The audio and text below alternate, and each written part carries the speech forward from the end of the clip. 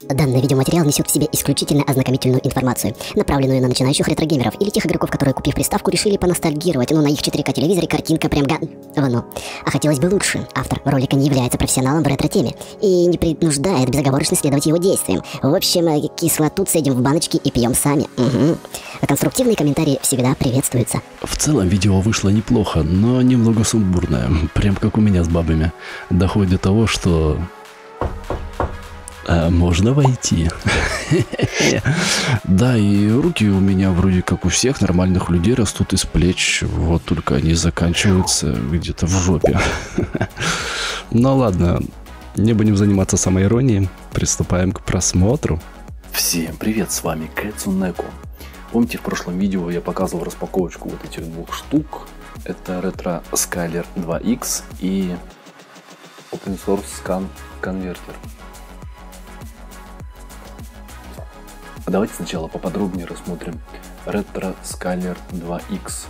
Что же это за штука такая, для чего она нужна вообще и, соответственно, сколько эта штука стоит. Стоит она, сейчас я вам скажу сколько. Забыл добавить, что я покупал данные штуки в конце ноября 2020 года. Данное устройство мне обошлось 4897 рублей. На тот момент она столько стоила. По-моему, были какие-то распродажи или скидки, что-то в этом роде. Вот, давайте посмотрим поближе.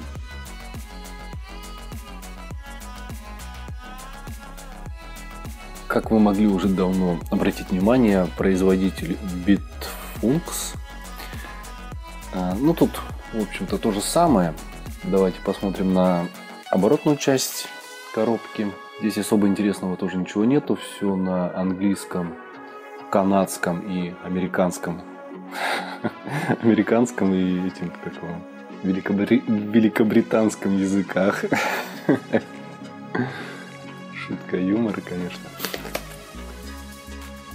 Давайте вскроем, посмотрим, что внутри находится. Такая вот штука.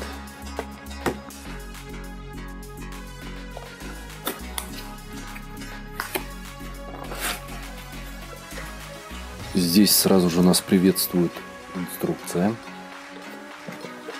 Инструкция также на английском языке. В общем, это Retro Scaler 2X, AV Converter и Line Doubler. Quick Start Guide, то есть инструкция для быстрого старта. Здесь, собственно, ничего такого сложного по использованию данного устройства нету. Вот так все это выглядит. Давайте быстренько я пролистаю, может быть, кому интересно.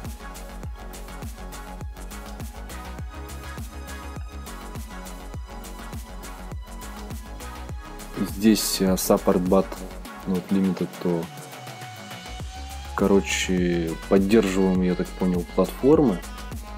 Тут можно увидеть Super Famicom, PlayStation 2, Sega Saturn, Mega Drive 1, 2, Dreamcast,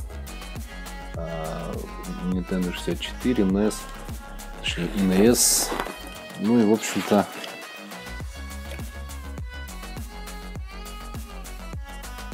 А тут нам разработчики говорят, что лаг прям вообще нулевой, но это мы проверим.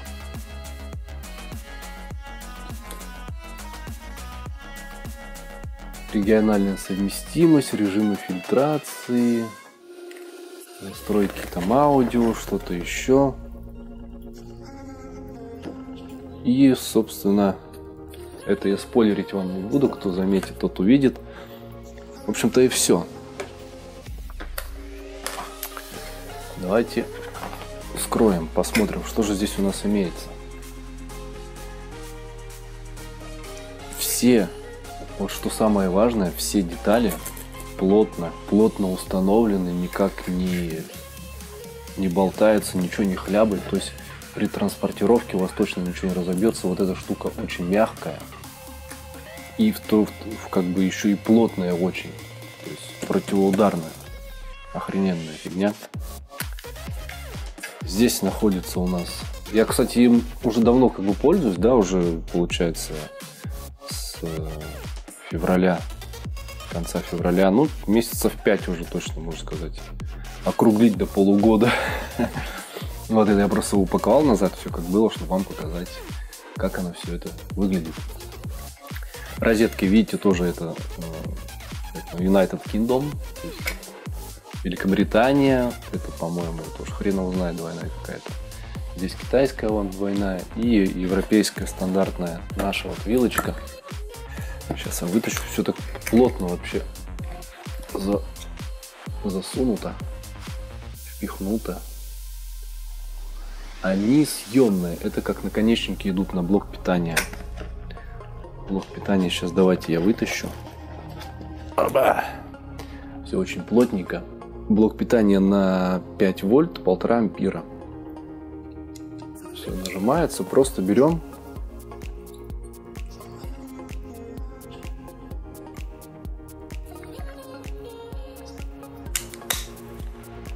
Все, защелкнули.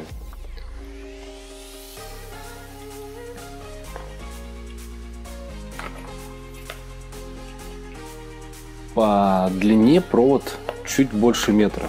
Ну, метр там может быть и 5 сантиметров.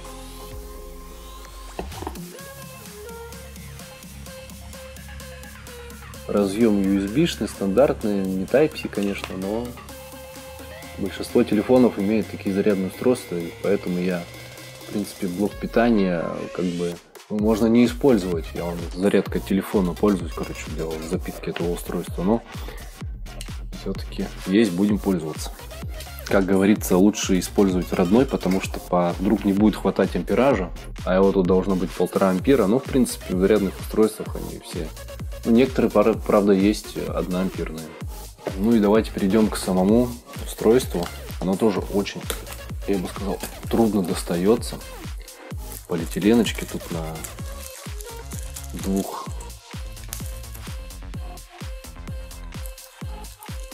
скотчах. Так, давайте сразу сложу, уберу это, чтобы оно мне тут не мешалось. Устройство выглядит таким вот образом. Здесь у нас имеются 2 кнопочки и сверху 4 индикатора, то есть индикация светодиодика. Здесь у нас Smoothing мод и Input Select. Input Select это выбирается режим ввода изображения, а Smoothing моды это, собственно, и используется скейлер. На этой части у нас подключение компонента, да, получается. Да, компонента здесь и еще имеется S-Video. То есть обратите внимание, что штекера 3 нужно подключить здесь только видеосигнал, аудио идет отдельно по кабелю можно пустить. В общем, аудио вы вводите таким способом, которым вам удобно. Здесь на этой стороне у нас идет RCA, то есть композитный вход, или, проще говоря, аудио-видео, тюльпаны, там кому как удобно, колокольчики. Здесь у нас уже идет все по цветам, это видеосигнал и правые и левые каналы аудио. На обороте у нас выход на HDMI и вход питания.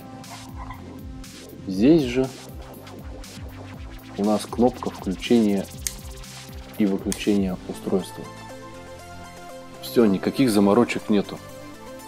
Кнопочка выбрали нужный режим, у вас подсветился, и режим удвоения строк делаете, скейлер включаете, плюс еще есть сглаживание, fill. Ну вот fill, это сглаживание, в принципе, оно нужно для устройств, которые выдают видеосигнал через строчные, типа 480i. Я же буду показывать его работу на примере Dendy. Dendy у нас идет 240p. P это прогрессивная развертка, то есть нормальная. Теперь давайте рассмотрим на примере. Сейчас я подключил мой Dendy по аудио-видео, то есть по RCA. без использования какого-либо оборудования поставил соотношение сторон 4 к 3. Если вы можете обратить внимание наверх, я нажал кнопочку, написано 4 к 3. Сразу прошу заметить и обратить внимание на текст. Видите, какие-то идут как черестрочные полоски. Сейчас я вам наглядно покажу. Дело в том, что Dendiq выдает 240p, то есть прогрессивную развертку, а телевизоры современные определяет как 480i, черестрочную. Поэтому картинка неправильно отображается. На первый взгляд вроде все нормально, да? Но если приглядеться, вот эти недочеты видны. Сейчас я более вам подробно покажу. Это хорошо заметно на какой-либо прозрачности, типа прозрачные водопады, когда через них проходишь, или когда какой-то предмет мерцает. Вот обратите внимание на зеленый шарик, да? Смотрите. Видели, как будто строк у него не хватает? Сейчас еще замочим этого.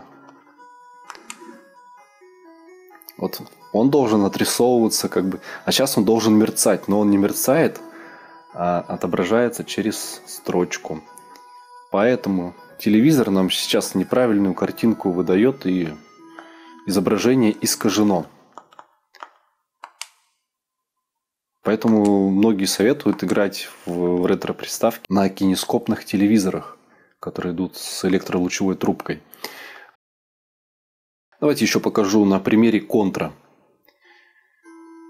Тоже можно обратить внимание на лица наших главных героев. Картинка немножко не такая, какая она должна быть. Это издержки вот этих вот всех плазменных, жидкокристаллических экранов. Обратите внимание, сейчас персонаж, когда появится, он будет мерцать. И также будет видно, что он полосатый. Вот, сейчас нормально отрисовывается. Потому что картинка не моргает. И наша плазма, хотел сказать, жидкокристаллический этот монитор-телевизор картинку отображает нормально. Сейчас, если я умру и заново появлюсь, я опять буду полосатым. В общем, фишку вы поняли. Сейчас я подключу ретроскейлер, и мы продолжим. Теперь давайте перейдем на Dendiq. Я буду использовать флеш-картридж и мою супер-пупер плату. В общем, что я сделал? Вот он у нас ретроскейлер 2X. Подключил RCA. То есть отсюда идет сюда. И тут у нас HDMI на ТВ. И блок питания подключен. На данный момент горит сейчас... индикация номер 1 горит. CVBS и 2X. 2X мы сейчас отключим. Вот. И перейдем сейчас на телевизор.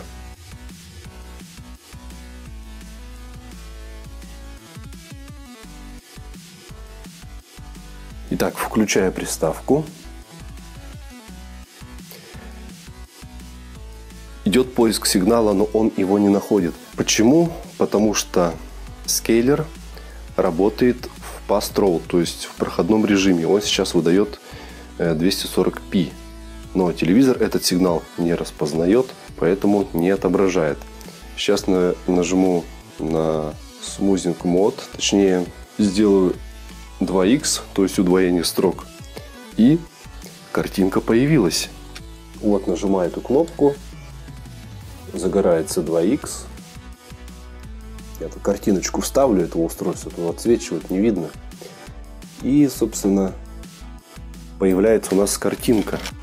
Смотрим слева в углу. У нас появилось разрешение 720 на 480. Уже идет P, то есть прогрессивная развертка. Построченная. И подключен по HDMI, вот все сверху в углу видно.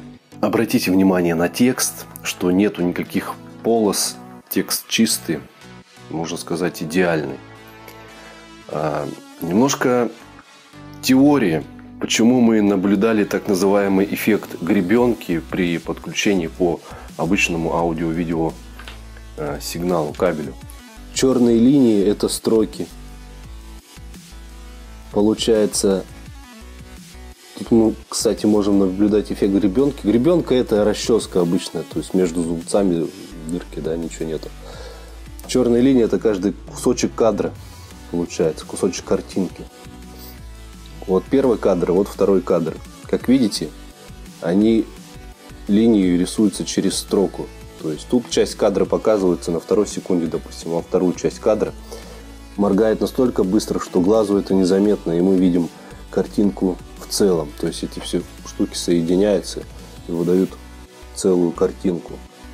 Там, по-моему, 1/60 секунды. Я еще, к примеру, ставлю куда-нибудь картиночку более наглядную. Так, ну давайте также начнем с контры. Так, ребята, я изменил немного ракурс, потому что картинка что-то получается как засвеченная, и толком все вот эти эффекты не видно. Давайте контра. Видите, чуваки два, они как бы, не знаю почему, как сильно светлые, хотя яркость я уменьшил.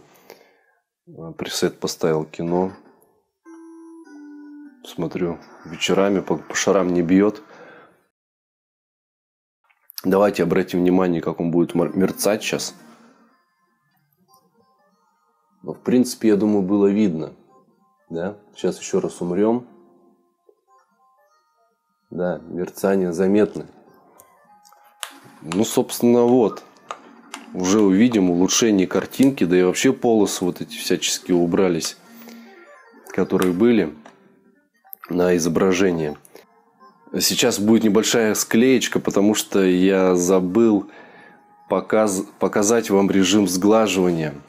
Сейчас я его включу. Наверное, загораживаю все нахрен. Ой, не то вообще нажал. Вот обычная картинка без сглаживания, просто удвоенная. Сейчас сглаживание включил. Опять же, обычное сглаживание. Вообще сглаживание хорошо заметно на тексте. Обратите внимание на острые грани букв. То есть на букве М вот эти вот, на букве G, C, A. Такие как бы лесенки, да, видно. Сейчас нажимаю сглаживание. Обысь. Видали, как все закруглилось? То есть этот эффект тоже можно применять для игр. Но он вообще предназначен для игр, которые идут в четырехстрочной развертке, то есть 480i, к примеру. Тут же не только Dendy можно подключить, и PlayStation 1, 2, вот по как раз таки компонентному входу. Ну или аудио-видео также. Хотя на PlayStation 2 как бы качество-то хуже будет. Ну да ладно. Выбор уже остается за вами. Либо же можно, к примеру, оцифровывать ваше домашнее видео. Я думаю, в 90-х много у кого были видеокамеры и имеются записи. Либо можно попробовать оцифровать с VHS-кассет какие-либо фильмы. Также все это возможно с помощью этой штуки. Но единственное, еще карта захвата вам нужна будет. Без нее тут уже никак. Громкости побольше сделаем. Ну а мы переходим к следующей игре. Порядок игр такой же, как мы тестировали.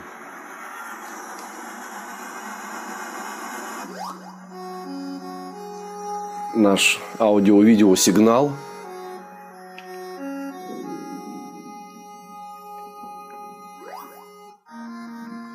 Будем проверять на шарике. Вроде бы картинка не засвечивается нормально. А то я до этого записывал, картинка засвечивалась и ничего не видно было. Так, убиваем этого чувачка. Смотрим на зеленый шарик. Все, хлобысь, он исчез. Смотрим еще. Все, становится прозрачной и исчезает. Как и должно быть. Теперь давайте посмотрим эффект сглаживания. Сейчас у нас обычная картинка без сглаживания. Нажимая кнопочку Flip, индикация загорается, картинка меняется. Кстати, такой эффект есть на эмуляторах. На некоторых, на Sega и на Dendy, по-моему. Один из, как они там, шейдеры называются, или тоже типа скейлеры какие-то. Я, в общем, ими как бы не пользуюсь. И раньше, помню, пользовался. Было дело такое. Есть грешок за мной. Изменял пикселем. Так, обычная картинка. Разрешение, не знаю, вам видно, нет. 720 на 480, 60 Гц. Правда, он у меня не пишет, а это или пи, то есть черестрочное или прогрессивное, или построчное. Теперь включаю режим сглаживания. Опа! Видели? Сейчас объясню вам, куда смотреть для особо невнимательных. Смотрим на голову Джеки Чана. Да, это игра про Джеки Чана. Вот у него, видите, как голова лесенкой идет, да? Сейчас нажимаю сглаживание. Оба! Голова круглая, оказывается, бывает.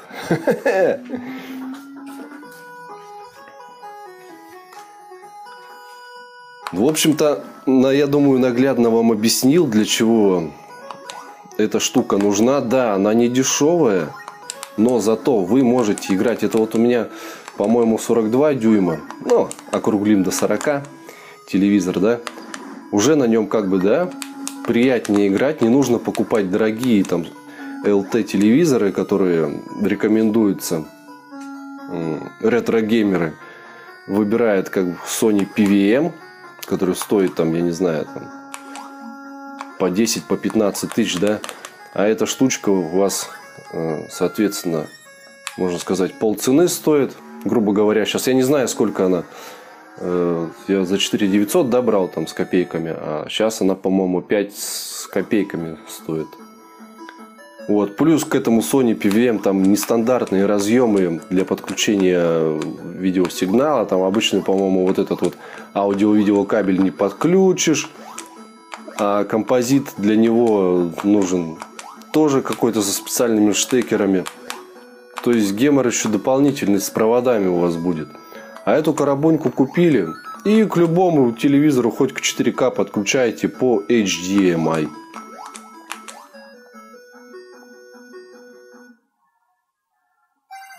Вот такие вот дела, ребят.